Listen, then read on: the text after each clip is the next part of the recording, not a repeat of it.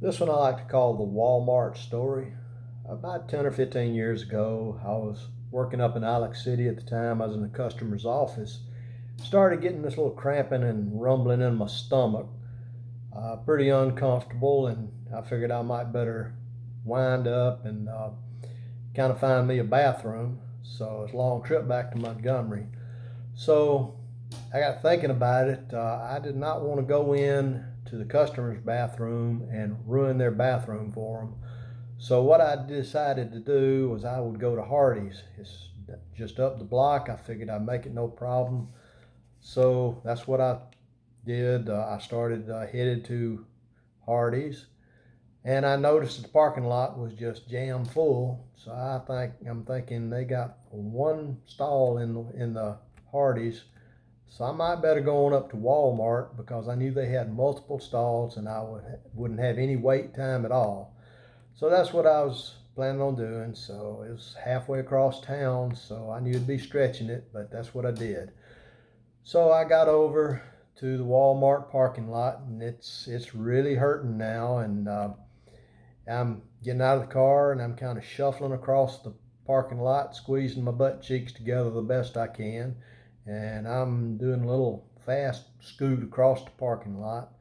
So I get inside the Walmart, and I'm making it a full-fledged run then. So I got into the bathroom, and I went in the stall, and just in time, and it was loud and it was bad. So I was making all kinds of racket, and I was feeling so much better. It was just unbelievable. But it was one of those bad things where the paint was peeling off the walls, and I couldn't hardly stand myself. So I had to do flushes about 3 times to keep the smell down and keep me from filling the pot up. So I finally finished up, and I'm feeling so much better. And I'm standing out here in front of the sinks, and I'm washing my hands, and I'm feeling great now. So all of a sudden, I hear behind me say, "Are you in the wrong bathroom, or am I?" And so I turned around, and there's a little old lady, probably 80 years old, and she weighed probably about 80 pounds, about 4 foot 12 or so. And so I turned around and kind of laughed at her. I said, "Well, ma'am, I think you are." So she said, "Well, why the hell does it say women on the door?" So I looked around real, kind of stunned a little bit. I looked around, there wasn't any urinals on the wall, and I figured out that she was right.